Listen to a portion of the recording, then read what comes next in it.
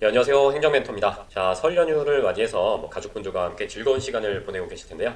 아직 연말정산 시즌은 계속되고 있으니까 조금 늦은 감이 없진 않지만 오늘은 연말정산 사례를 아예 하나를 처음부터 끝까지 살펴보는 것을 목적으로 하려고 하는데요. 자, 여기서 연말정산 신고서를 보고 무엇이 다른지를 한번 살펴보는 것도 도움이 되실 겁니다. 자, 오늘 함께 살펴볼 귀속연말정산 종합사례자는 이강모 씨입니다. 80년생이죠. 자, 한강건설에 근무하시는 직장인이고 이제 배우자 1명 그리고 자녀 3명과 함께 살고 있습니다. 자, 여기서 근무기간이 이제 중요한 부분은 이 근무기간에 따라서 공제가 가능한 것도 있고 불가능한 것도 있다라는 거를 그냥 참고만 하시면 될 것 같고, 자, 이제 가족관계하고 이 급여 명세 이 기본적인 것부터 파악을 해나가야겠죠. 부양가족이 있으면 소득공제를 받는다는 사실은 아마 다 알고 계실 텐데, 부양가족 소득공제 요건은 일단 나이, 그리고 소득, 그리고 생계 요건, 이렇게 세 가지입니다. 이게 세 가지인데요. 근데 지금 이제 이강모 씨 같은 경우에는 부모님이 따로 없으시죠. 부모님 따로 없으시기 때문에 일단 자녀 같은 경우에는 나이가 20세 미치어야 되죠. 이런 건 기본적인 거니까 다 아시죠. 그리고 소득은 제가 이전에 설명을 했었지만 연간 100만 원 미치어야 됩니다. 그리고 생계 요건 같은 경우에는 이제 같이 살면서 함께 이제 생계를 한다는 그런 의미인데, 직계존비속 같은 경우에는 굳이 같이 살지 않아도 생계 요건은 이제 충족될 수 있습니다. 그렇기 때문에 이분을 보시면 이제 배우자분 같은 경우에는 사업소득이 1000만 원이 있습니다. 부양가족이 안 되겠죠, 배우자분은. 그리고 자녀 1, 2, 3을 보면 다 20세 미치고, 그리고 소득이 있지 않겠죠. 그렇다고 한다면 자녀 3명만 부양가족으로 이제 등재가 된다고 치면 450만 원에 본인까지 합치니까 600만 원의 소득이 공제될 것으로 보이는데, 그건 사실 밑에서 더 자세하게 나옵니다. 자, 그러면 이분이 급여가 얼마인지도 이제 중요하죠. 자, 이렇게 월 급여 내역이 있습니다. 자, 여기서 급여에서 여러분들이 보셔야 될 점은 비과세입니다. 왜냐하면 비과세는 연말정산에 포함되는 소득이 아니기 때문에 이 비과세 소득이 포함되었는지 아닌지를 확인을 해야겠죠. 자, 잘 모르시더라도 이렇게 식대 20만 원은 기본적으로 비과세입니다. 그리고 여러 가지 출산지원금 같은 경우에도 비과세가 될 것 같은데, 자, 여기 비과세 학자금이라고 아예 써여 있네요. 자, 그렇게 따지면 이제 월급여는 365만 원이고, 자, 월급여에 포함되지 않는 상여금 등은 3,440만 원. 자, 이거는 1년에 받는 거고, 이거는 이제 한 달에 받는 돈이니까 12월을 더 곱하겠죠. 이런 회사마다 약간의 차이가 있으니까 참고만 하고 넘어가면, 일단 원천징수 내역이라고 나와 있는 이 부분은 이미 회사에서 세금을 걷어서 낸 돈이라는 것입니다. 그래서 이게 나중에는 이제 기납부세액이라는 말로 아마 나올 건데요. 100만 원을 원천 징수했습니다. 자, 그 외에 또 기초자료를 보면 내용이 너무 많아서, 자, 이 부분은 이제 어떤 항목에 들어가는지를 보여주는 그런 내용이니까 일단은 넘어가도록 하겠습니다. 자, 그리고 이제 신용카드는 이만큼 썼는데, 이 중에서 공제가 얼마나 되는지는 뒤에 가봐야지 알거든요. 신용카드 같은 경우는 최저 사용 금액이 있기 때문에 이분의 급여가 얼마냐에 따라서 저 신용카드 사용액에서 공제가 얼마 되는지가 정리가 되겠죠. 자, 그러면 신용카드는 지금 총 3,100만 원을 사용하셨다고 합니다. 그리고 이제 신용카드 소득공제 같은 경우에는 이 구분 항목에 따라서 소득공제율이 달라지다 보니까 조금 계산이 복잡한 측면이 없지 않아 있습니다. 그리고 여기에 2023년 신용카드 사용금액 내역을 올려준 이유는 2024년 연말 정산에는 작년보다 많이 쓴 신용카드 금액에 대해서도 공제를 해주기 때문이죠. 자, 그러면 이분의 소득 명세를 살펴보겠습니다. 자, 월급여는 4,380만 원, 그리고 합쳐서 총 급여가 7,820만 원이 됐습니다. 자, 연말 정산은 그 근로자가 내야 할 세금을 제대로 계산하는 것이라고 말씀을 드렸습니다. 그렇기 때문에 이 7,820만 원을 가지고 하는 것이 아니라 세금을 부과하지 않는 비과세 내역은 빼야겠죠. 그 내역이 바로 여기에 들어갑니다. 7,820만 원이 아닌 6,540만 원에 대해서만 연말 정산을 실시하게 됩니다. 자, 그래도 꽤 많이 깎였죠. 1,280만 원이나 깎였기 때문에 이분은 총 급여액이 이제 6,540만 원이 된 겁니다. 자, 이게 바로 총 급여액이라는 겁니다. 실제 근로소득에서 비과세 금액을 뺀 게 총 급여액이다. 자, 그리고 여기서 이제 근로소득공제라는 게 적용이 되는데요. 그러니까 만약에 소득공제나 세액공제가 전혀 할 게 없는 사람도 본인 이제 인적공제하고 이런 근로소득공제는 다 적용이 됩니다. 자, 근데 근로소득공제가 총급여액에 따라서 이렇게 계산이 되는데요.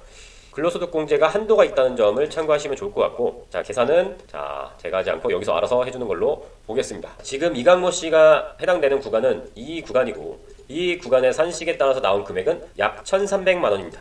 자, 그러면 이 근로소득 공제를 한 금액을 근로소득 금액이라고 부르거든요. 자, 소득과 소득 금액은 또 다르다라는 점을 여기서 한번 또 기억하시고, 자, 그런데 벌써 거의 2천만 원 가까이 소득공제가 되었다는 점이 약간 고무적인 일이라고 할 수 있죠. 자, 그 다음은 이제 인적공제를 할 건데, 이게 아까 위에서 말씀드렸던 부양가족 인적공제라고 할 수 있습니다. 자, 제가 말씀드린 대로 4명, 자, 그러면 여기서 또 인적공제를 뺍니다. 자, 이렇게 해서 인적공제까지 했습니다.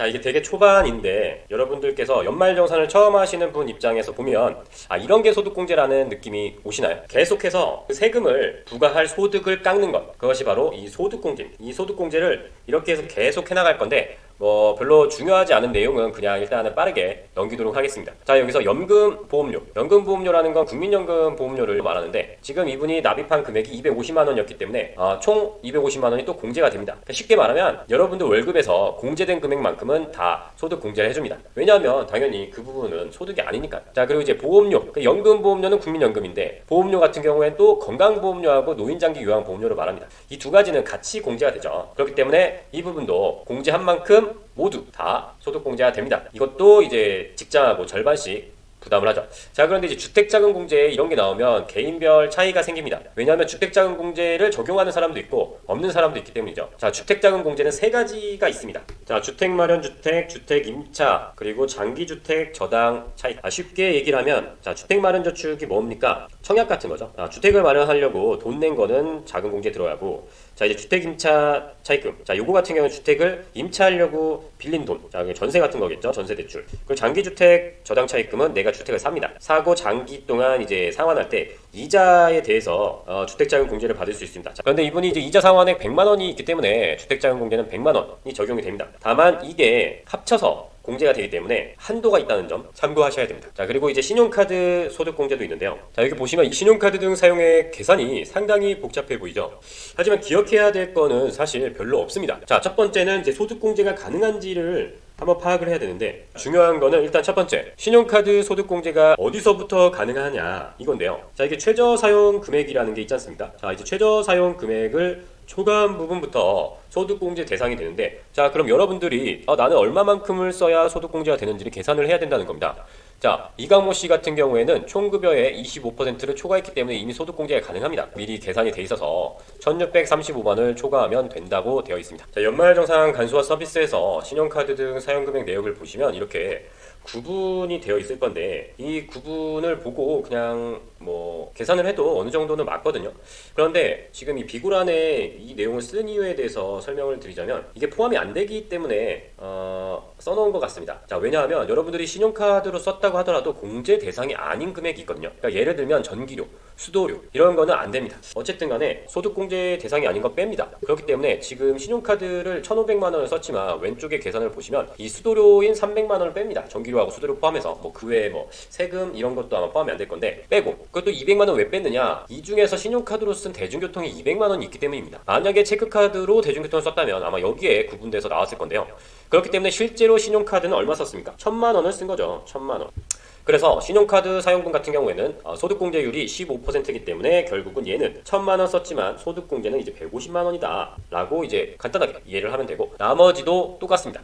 자, 현금영수증분 같은 경우에 1,000만 원이죠. 1,000만 원인데 전통시장이 300만 원이 포함이 돼 있어서 전통시장은 또 뺍니다. 즉 구분되는 항목은 뺀다. 대충 이렇게 생각하시면 될 것 같고, 자, 그래서 현금영수증을 이제 여기서 700만 원에 30%로 곱하고 또 이제 600만 원 같은 경우는 이제 체크카드거든요. 현금영수증하고 체크카드는 이제 소득공제율이 30%로 동일합니다. 그렇기 때문에 여기서 포함된 거 빼고 이 오리지널 현금영수증과 체크카드를 합쳐서 360만 원의 소득공제가 될 것이고, 그리고 나머지 도소공연비 따로 하죠. 전통시장 따로 하죠. 그리고 대중교통 따로 합니다. 특히 전통시장, 대중교통은 40%이기 때문에 가장 많은 소득공제가 됩니다. 그렇기 때문에 이 부분도 좀 고려하셔서 가족, 부양가족 중에 대중교통을 사용하시는 분이 있으면 그분한테 본인 카드나 혹은 그분이 이제 소득이 없으시다면 그분 카드로라도 이렇게 사용을 하면 소득공제 혜택을 받을 수 있지 않을까 하는 생각이 드네요. 자, 이렇게 해서 최종적으로는 이분이 이제 총 공제한도 417만 원이라고 나옵니다. 417만 원. 자, 그런데 신용카드 같은 경우에는 총급여 7천만 원을 기준으로 해가지고 이 한도가 700만이냐 아니면 550만이냐 이렇게 구분이 됩니다. 자, 그런데 이분 같은 경우에는 실제 근로소득은 7천만 원이 넘었지만 비과세를 뺄 때 총급여액이 7천만 원을 넘지 않았죠. 그래서 이분은 700만 원까지 이제 소득공제가 된다고 보면 되는데,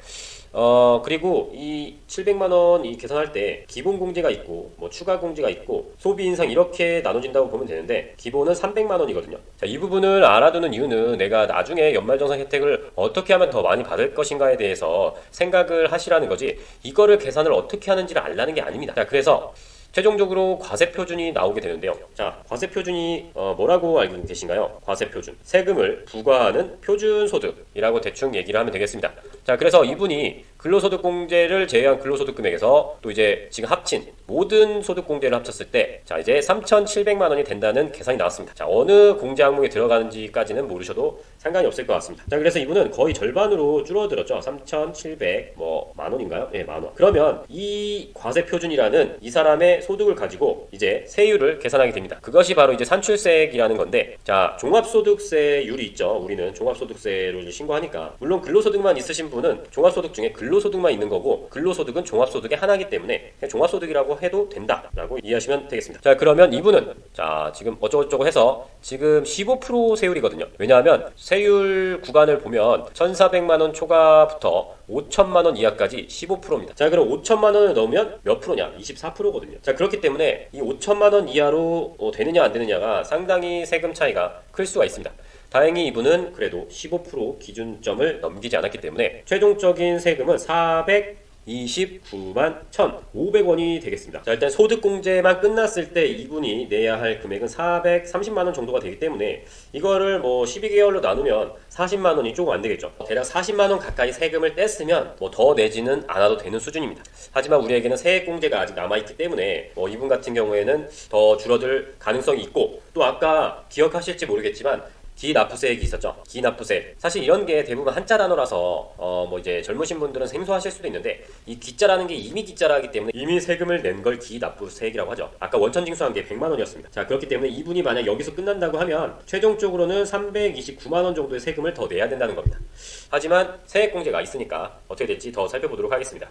자 이제 소득공제할 때도 이제 보험료가 있었잖아요. 연금보험료, 건강보험료. 그런데 여기 세액공제에서 말하는 이 보험료는 보장성 보험료라는 겁니다. 이게 12만 원밖에 안 되거든요, 최대. 왜냐면 100만 원까지가 한도고 이 공제 대상이 100만 원이고 공제율이 12%다 보니까 이 보험료 같은 경우에는 어차피 대부분 12만 원 정도 받게 되어 있습니다. 즉, 이 보험료 할 때는 내가 뭐 계약자든 보험료 납입자든 그건 상관이 없지만 내가 기본공제 대상으로 이제 등록한 부양가족이어야 해요. 자, 그렇기 때문에 맞벌이 부부라든지 서로 공제가 안 되는 상태에서는 이 보험료 공제는 안 된다라고 이해를 하시면 되는데 아마 대부분 본인 보험료로 다 커버가 될 거라서 이거는 그렇게 크게 영향을 주지는 않을 것 같습니다. 자, 그리고 그 다음에 이제 세 가지 세액공제가 나오는데 이게 조금 이제 큽니다. 의료비, 그 다음에 교육비, 그 다음에 이제 기부금이 있죠. 근데 기부금은 사실 많이 안 하시는 분들이 많습니다. 자 그런데 의료비 세액공제, 교육비 세액공제, 기부금 세액공제가 사실 세액공제 파트의 꽃이라고 생각을 합니다. 물론 다른 것도 있지만 자 그래서 의료비 세액공제 같은 경우에는 이게 소득하고 나이 요건이 없어요. 다만 중요한 건 본인 카드로 지출하셔야 됩니다. 그랬을 때 의료비에서 세액공제를 많이 적용받을 수가 있습니다. 사실은 뭐 병원을 가는 사람이 없다면 부양가족 중에 별로 의미가 없는 세액공제이기도 합니다. 그런데 만약에 뭐 노부모가 있으시거나 뭐 조금 아픈 아이가 있는 경우 그럴 때에는 이 세액공제 혜택이라도 받아서 그 세금을 절약한 만큼 가족에게 사용할 수 있는 게 이상적이지 않을까 그런 생각이 드는데 왜냐하면 의료비 같은 경우에는 부양가족의 특성에 따라서 한도가 없는 부분이 있기 때문에 만약에 그런 경우라면 뭐 의료비를 전체적으로 세액공제 혜택을 받을 수도 있겠습니다. 다만 의료비 같은 경우에는 총급여액의 3%를 초과하는 부분부터 되기 때문에 이럴 때 본인보다 만약 배우자가 총급여액이 낮으면 배우자 카드로 사용하는 것도 하나의 전략이 될 수 있겠죠. 자 그런 다음에 교육비가 있는데 교육비는 일단 기본적으로 이제 부모님 교육비는 포함이 안 됩니다. 그러니까 존속은 안 된다. 그리고 본인 교육비 같은 경우에는 이것도 한도가 없기 때문에 만약에 대학원이라든지 이런 데를 가셨다면 이 교육비로 세금을 0원으로 만들 가능성이 높거든요. 다만 이제 교육비 같은 경우에도 의료비와 마찬가지로 본인과 가족 상황에 따라서 공제 받을 수 있는 금액이 없는 경우도 있을 겁니다. 왜냐하면 자녀가 없거나 본인도 교육을 듣지 않았으면 뭐 교육비는 그냥 의미가 없는 게 되겠죠. 사실 이제 교육비 같은 경우에는 결혼을 하시고 자녀가 있는 그런 집에만 이제 조금 의미가 있지 않을까라는 생각이 드는데 그렇다면 뭐 기부금을 통해서 세액공제 혜택을 받는 것도 나쁘진 않을 겁니다. 왜냐하면 물론 기부금으로 세액공제를 좀 많이 받으려면 많이 기부를 해야 되는 부분도 있는데 다만 적게 하더라도 가성비는 좀 좋다고 생각이 됩니다. 왜냐하면 기본적으로 뭐 그냥 10만 원까지만 하더라도 거의 다 세액공제가 되거든요. 왜냐하면 여기서 세액공제가 이제 10만 원 이하가 이제 9만 원 정도로 나오는데 이게 만 원 어디 갔어 하실 수 있는데 만 원은 지방소득세에서 어차피 세액이 또 까입니다. 그러니까 다 돌려받는다고 생각을 하셔도 뭐 틀리진 않다고 봅니다.